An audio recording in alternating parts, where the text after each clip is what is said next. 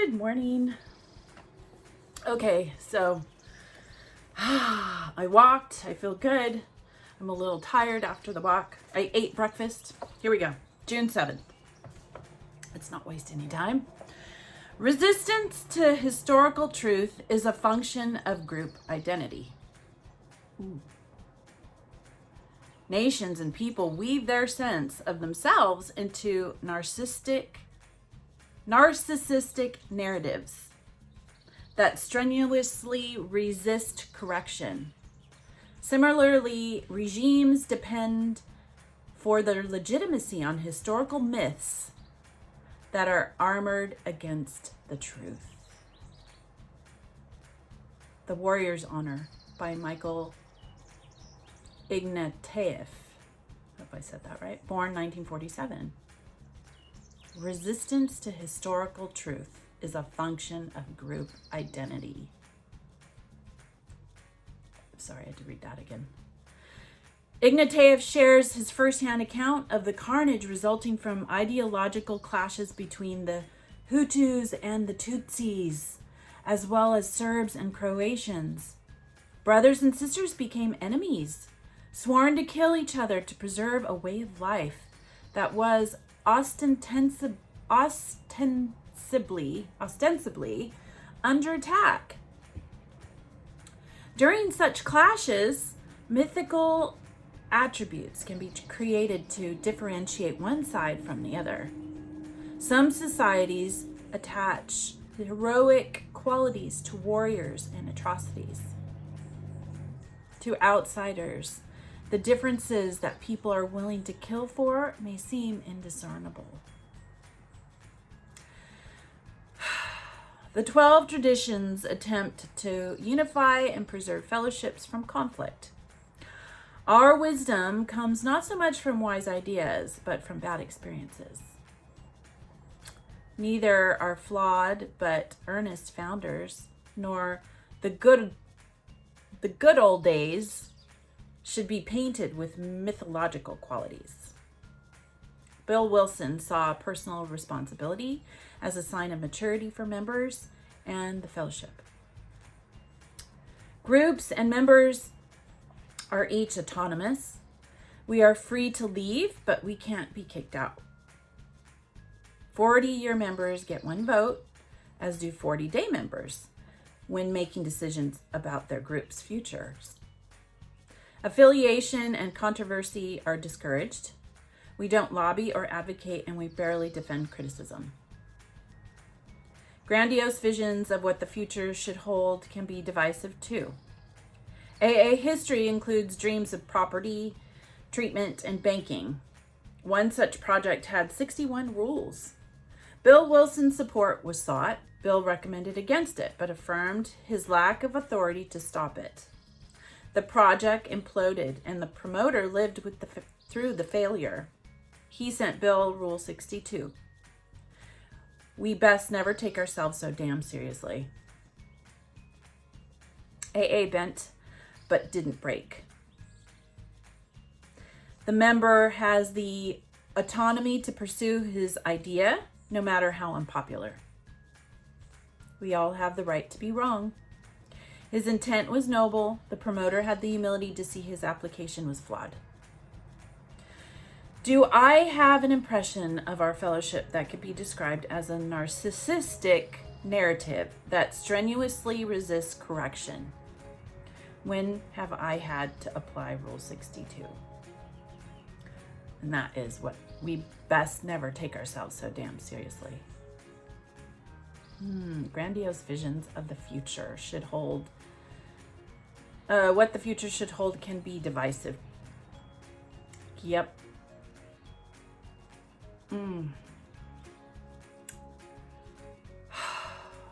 Wow. When I read how some societies attach heroic qualities to warriors and atrocities, I was thinking of the Capitol in the United States and how it was stormed. And do you remember the guy with the he had his horns on and he looked like some sort of warrior, and I think he called himself, he was like, I don't know, some holy man, something, but he was just so out there, you know, he had no shirt on. I think you guys know which one. And he really thought he was doing the right thing, right? And then to outsiders, the differences that people are willing to kill for may seem indiscernible. I mean, really, that just seemed so out. These were military men fighting against people who were trying to protect other men that were in the had military background, police officers, and they got killed by people who thought they were doing something that was right. It goes to show you how flawed we are in our thinking, right? Sometimes we can just be so flawed in our thinking because we have one way of thinking. Hutus and Tutsis, right? I remember, again, I'm going to correlate this to what I remember growing up or hearing at a district convention, circuit assembly, because I really do believe that, I think this comes under the realm of addiction, right? So there we go.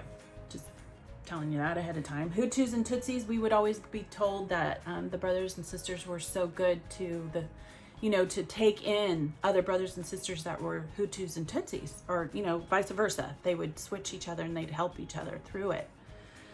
And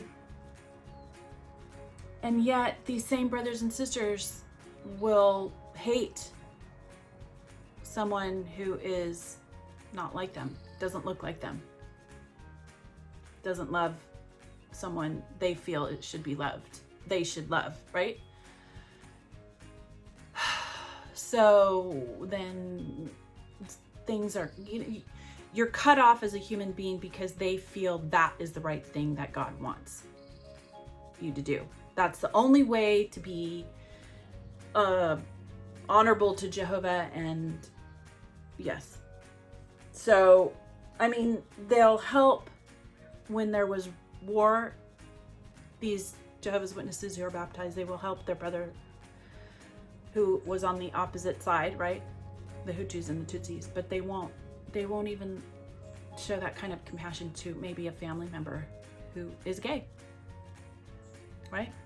Or part of the LGBTQ plus community. And they would kill them. Ugh. So what, that just some outsiders think that we're crazy, or that's crazy, right? And yeah, it is. Doesn't make sense. Some of the stuff that is taught by these men is just so wrong. I do appreciate that in Al-Anon you can have your own mind, right? You can come in and you can have your own mind, and you don't have to agree with the people that are around you. Most of the time, I don't agree, but I don't have to, like I said, don't have to put a flag up and say, I don't agree with you. No, just let people have we all have our journey. We have to get there. How we get there, it comes with time, right? I wasn't like this when I was certainly not like this when I came out. I was still very harnessed to a lot of bad habits and ways of thinking, and I didn't have thoughts. I couldn't talk. You see what I was. I think that this is just so amazing, because if you can see what I was before at the very beginning to where I am now, oh my gosh, I'm a totally different person. And that comes with a lot of work. And making sure that I'm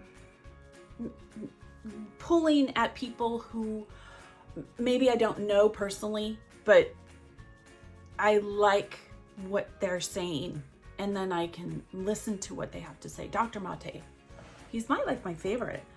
Although, there's certain things that I don't care about that he says sometimes. Not very many. But, yeah, he's just, the way he he's so kind to people who have addictions. And it could be, and addiction, he explained, it could be anything. It could be a certain religious view. He didn't say that, but I believe that. Or food, or sex, or shopping, materialistic views of having materialistic views. So it doesn't necessarily have to be alcohol or drugs. And then what was so fascinating is that there are people that can get on a drug, right? They'll be trying something new, but it doesn't necessarily mean that they're going to be addicted for their life, you know, from the time that they start and then would resume it throughout their life. No, there are some people that just, there's a lot more people that can take it and then leave it. And then there's others that are traumatized in life and have started at very young ages and they can't ever let it go. So, yeah.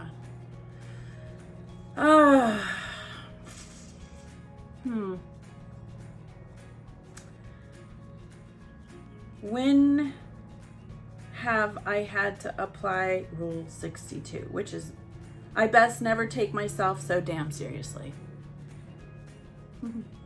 Yeah. I think I learned that as a mom, right? Because then you are like, this is what you have to do. And then you realize, well, if I'm not doing it, I can't expect them to do it. So, yeah, I mean, it comes with me. And then being able to laugh at myself through this process has been helpful too, because, I mean, you have to think and stretch yourself out and not really, you know, take yourself so seriously. And people don't necessarily, if you don't, I think I prefer to stay in the background, right? I like the background. I get to see things, I get to hear things. I like that. To actually say what I'm doing now doesn't feel comfortable for me. I don't like it. Not all the time, but I know that, you know, I think there's not enough people that speak up that are good. You know what I mean? That are not, they're not trying to be divisive. They're not trying to, like, you know, and as a mom, I needed that. I needed people that were very easy. And as a person that was coming out, I needed people that didn't have like such strong opinions. And I have opinions, but I just don't have to always, you know, I don't always have to share those. I don't. I can. I will. Eventually. Sometimes you just need somebody easy. And I don't think there's enough of that. And when I hear that from different people who have these really high positions that are very well educated, I am so grateful I have this, because I am me, and I didn't have the same path that those people have, but I got educated. Whether I wanted to or not, I got education from a life that actually, you know, you learn what not to do while you're doing it. And that's my education, right? That's how it works for some of us. And I'm here to tell you that you can survive. That it's not the end of the world that you didn't do what they did. And that you can still have a really good, successful, content life. I feel I'm very successful. I mean, if I don't, you know, you start YouTubing. Look, I had no intention of getting a following. No. In fact, I like it when it's really quiet. Like I said, I like the background. Because when you start sharing your opinions, people don't like it. No. They don't like you to have an opinion. Oh, and then you're a woman and you were a sister. Oh, no. Sit down. Don't you dare. Don't have an opinion. Never. Oh, no. So, yeah, it's a little uncomfortable sometimes, especially when you've never shared it or you don't even know what it is. I'm like, I didn't even know that. A lot of the things that are coming to me, I didn't even know existed. some of the stuff that I've seen or heard. And it's coming out so much faster now because we have the AI. We have AI, which I have been playing with. It's so much fun. I encourage you to do it. If you have a, strong computer, and even then, I don't know, it could die on me. It's always a learning process with everything that I do. All right, well, I'm talking a lot, so I had a good day. I had a good walk. I hope you're having a good walk. I wish you a good mental health day. And I'll stop my jabbering. And yeah, well, hopefully I get to see you tomorrow. It's Pride Month. Be good to people. Use your forces for good, people out there. If you don't understand, you don't have to. You just have to love. That's all you have to do. That's all you have to do. You have to love people. I love it. I love that you just can love and you don't have to worry about anything else. Nothing holds me back now from that. I can love whoever I want and you can't stop me. I always think of even those Jehovah's Witnesses out there that are like, right? You're apostate. I have family. Well, they're like my family, right? And I can love them too. I mean, as long I've stayed away from them because of course they stay away from me, but then that's a whole other thing. Yeah. So, people, it's better to love. It's nice. You can keep strange people away from you though. You don't need to do that either. I have a lot of interesting ways of dealing with people that I do not care for in my family. And some of them, it's just staying away because they'll pull you down and put you in a bad direction. So you don't have to love everybody and you don't have to forgive them. I don't believe that. I don't believe you should forgive people. If you don't want to, there's a whole lifetime where you can see someone who's changed, if they've changed, if they make those changes. And if they don't waste your time. It's too hard. I mean, you can use your forces for good with someone who cares about you and who's willing to show you love and be good to you. And Dr. Ramani, if I hadn't met her when I did, because I had some really bad challenges. I had some hard difficulties with the families or with people in my family.